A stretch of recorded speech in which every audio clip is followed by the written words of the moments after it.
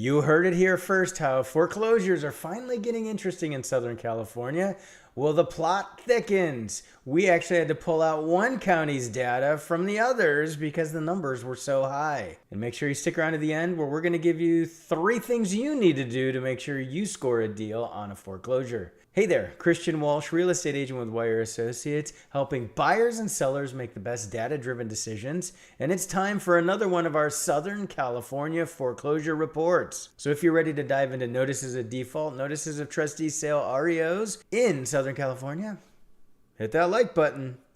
And let's get started. I have to get so tiny to get my giant head out of the way of the data, but don't worry, I'm still here. All right, let's run through the numbers. We're starting with the month-over-month data. Notices default, the first step in the foreclosure process. Someone misses a payment, and a minimum of 120 days later, the notice of default can be issued. It is usually much longer.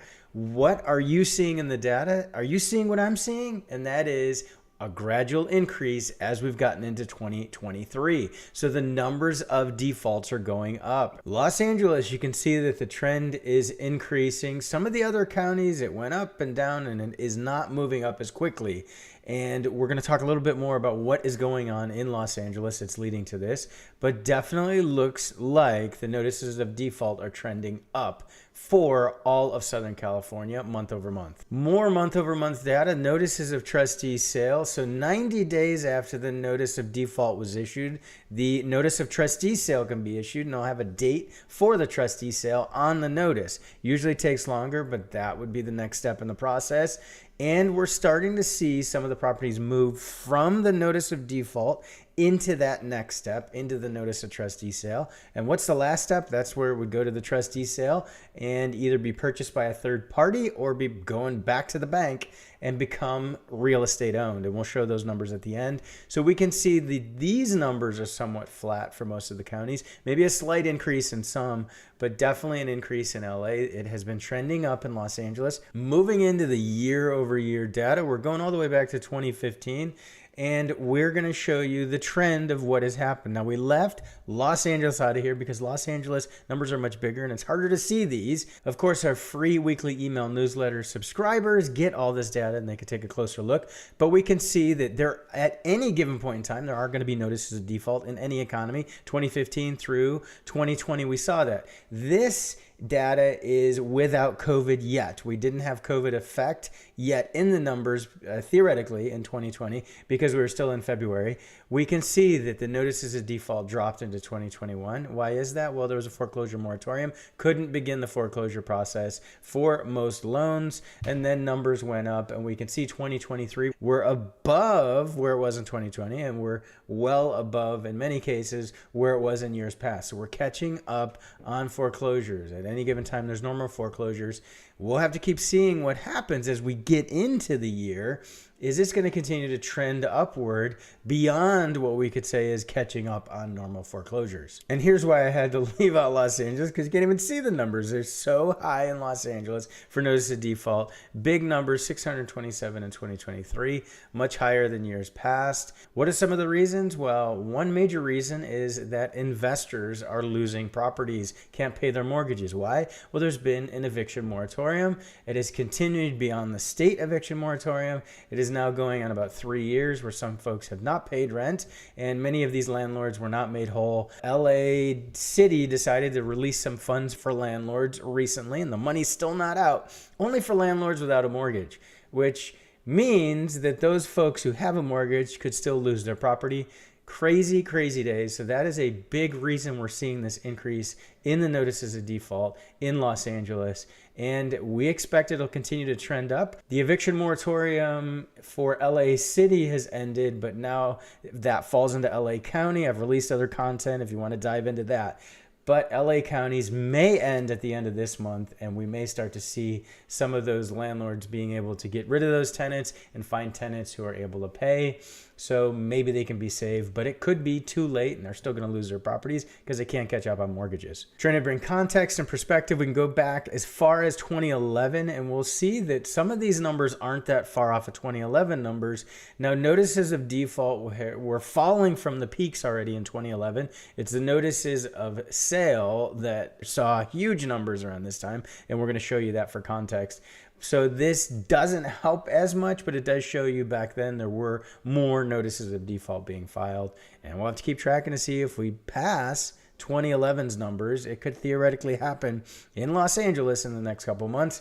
Put your predictions below if you think Los Angeles is going to have more notices of default than years past in 2011. That second phase, the notice of trustee sale, getting closer to foreclosure, you can see that these numbers are up year over year. There were some other years that are close for Los Angeles, and some of the other counties are similar to 2019 numbers. And they're definitely lower than 2015 and 2016 numbers. Even though 2012 was the turnaround and values started to go up, there were still people going through the foreclosure process, coming out through the trustee sale phase into REO. It, on average, can take over 1,000 days to foreclose. That's what it was taking back then because there were so many foreclosures coming through. These days, it can take over 800 days, not because there's so many foreclosures, just lenders being more cautious in the process. And this gives you perspective when you compare the notices of trustee sale to what was going on in 2011. In Los Angeles, for example, there were 10 times more than we have now. That is over 3,000 properties had a notice of trustee sale filed in 2011 in Los Angeles. That is a huge number, and we'll show you how the bank-owned fared back then, how many of these eventually would become REO properties, big numbers back in the previous global financial crisis. And don't forget, we're real estate agents based in Southern California. We have an office in Orange County and now Los Angeles. If you know anyone facing foreclosure, we have a link below to reach out for help. And here it is, the final phase, real estate owned. So this is a property that went through the notice of default, notice of trustee sale, went to the courthouse sale, and ended up going back to the bank. So it wasn't purchased by a third party, an investor, for example, or an owner-occupant, for example. So these are properties that went back to the bank and will ultimately be listed for sale on the MLS. That is typically what's going to happen to these properties. And we can see the numbers have ticked up. If you've been watching these for a while, there really wasn't much to report as far as notices of default, notice of trustee sale, and bank-owned homes. But now we're starting to see properties kick out. LA, there's 27 though. That's not a huge number. And you can see that 2015 had, 7 times as many popping out? So these are small numbers compared to then, and they're actually low as compared to the years past. But if we continue to see the properties move to the notice of default, notice of trustee sale, and kick on out and not be purchased by a third party, we're going to see this number go up. And again, perspective, comparing to 2011, the number in Los Angeles, for example, 27 went back to the bank, 1,040 homes in 2011, just in February went back to the bank. Huge numbers. When you've seen in our market updates that there may be 5,000 sales in a month, if 1,000 properties are coming to the market, that's just the bank owned. It doesn't include the short sales at the time and anybody who is doing a standard sale. That's what we had back then, is excess inventory, crazy levels of inventory. We're not seeing that in this market, and it doesn't look like there's a wave of foreclosures yet, but things are starting to tick up. Are you serious about scoring a deal on a foreclosure? We have a few different things you need to do. Number one is use our link below to sign up for a foreclosure.com account. You are going to be able to track foreclosures all across the nation, and these will be properties that have a notice of default, notice of trustee sale, and on their way to trustee sale. You can track them from the beginning all the way to the trustee sale. That is an important key because they may not show up on the market before there. Oh, and speaking of homes on the market, we have another link below so you can sign up for properties in Southern California that have been listed that are short sales or have gone through the foreclosure process and come out this other side as bank owned. So sign up for that link below and you'll be notified about properties that have hit the market that you can buy that way. And number 3, make sure you sign up for our free weekly email newsletter so you get market updates delivered directly to your email inbox every Sunday. Where do you think the foreclosure market's headed in Southern California? Are you tracking foreclosures? Let us know in the comments below. And check out this next video where we go in deeper onto the Southern California housing market. Thanks for tuning in. This has been Christian Walsh, real estate agent with Wire Associates, and we want to hear from you.